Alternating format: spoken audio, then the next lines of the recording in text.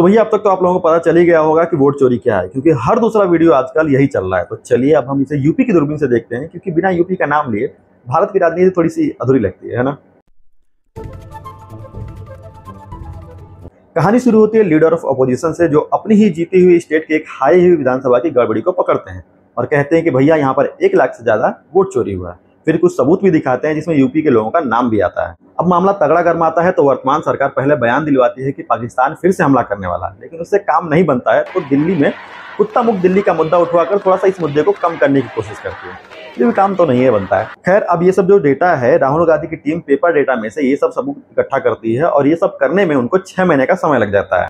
हालांकि अब ये जवाब ईसीआई से मांग रहे होते हैं, लेकिन यहाँ जवाब ईसीआई नहीं देता बल्कि भाजपा उनको चोर कहने लगती है। इसके साथ ही बिहार चुनाव में रातों रात राहुल गांधी के कॉन्फ्रेंस के बाद ईसीआई इलेक्ट्रॉनिक डाटा हटाकर पीडीएफ की स्कैन कॉपी अपनी वेबसाइट पर डाल देती है। लेकिन इसके बावजूद अनुराग ठाकुर, भाजपा वाले नेताजी, भी एक कॉन्फ्रेंस में बोल देते हैं कि रायबरेली और अन्य सीटों पर भी वोट चोरी हुआ है।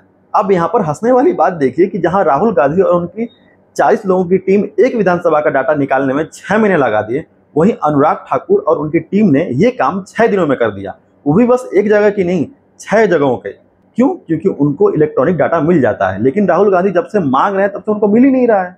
दूसरा, अनुराग ठाकुर जिस रायबरेली सीट की बात कर रहे हैं वहां राहुल गांधी 3 लाख वोटों से जीती हैं।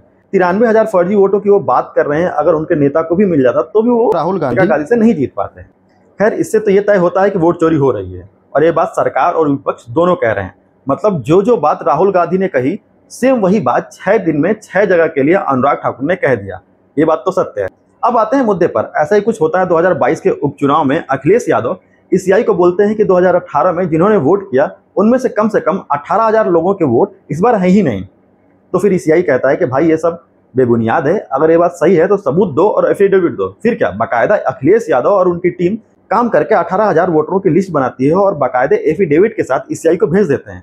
वही एफिडेविट जो अभी ईसीआई राहुल गांधी से मांग रही है। लेकिन क्या इसके बाद कोई कार्रवाई होती है? जी नहीं।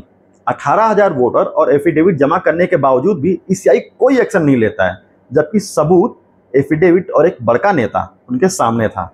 समाजवादी पार्टी ने 18,000 वोट जो बीजेपी के इशारे पे डिलीट किए गए थे, जो वोट लोग नहीं डाल पाए थे, विद एफिडेविट हम लोगों ने इलेक्शन कमीशन को दिया था। उसके बावजूद भी किसी भी आरओ पर, किसी भी बीएलओ पर कोई कार्रवाई इलेक्शन कमीशन ने नहीं की।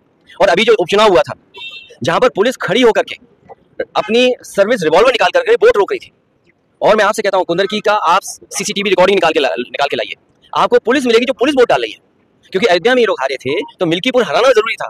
किस अधिकारी को प्रिसाइडिंग ऑफिसर बनाना है, प्रिसाइडिंग ऑफिसर को क्या टारगेट दिया गया था, वो रिकॉर्डिंग है जो हम लोगों ने इलेक्शन कमीशन को दिया। कुंदरकी का चुनाव लूट लिया। इसके अलावा छोटे मोटे वीडियो जो यूपी से आए जरूर देखने चाहिए आप लोगों को। पहला वीडियो है ये, जहां एक लड़का 7 से 8 बार वोट डालकर आता है। वीडियो वायरल होती है तो पता लगता है कि ये एक पार्टी के नेता का बेटा है, लेकिन कार्रवाई कुछ नहीं होती है।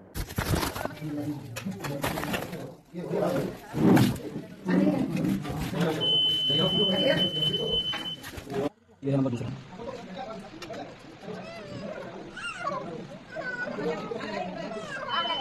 ये है तीसरा नंबर, ये देखता है, ये डाला वो देख लो, तीसरा नंबर, तीसरा ये चौथा नंबर आ जाएगा।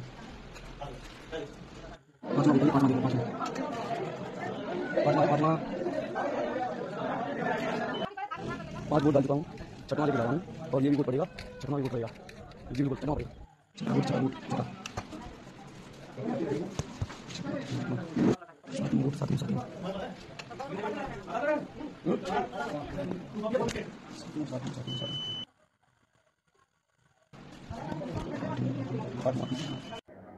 दूसरा वीडियो है इन दद्दू का, जो खुलेआम कहते हैं कि मैंने इस पार्टी को इस बार इतने वोट दिए हैं।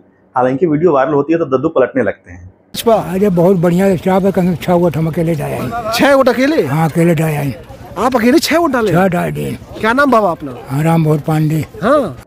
इसके बाद ईसीआई ने प्रेस कॉन्फ्रेंस किया और डेटा और वीडियो फुटेज देने के नाम पर कह रही है कि हम माता बहनों को फोटोज नहीं दे सकते हैं।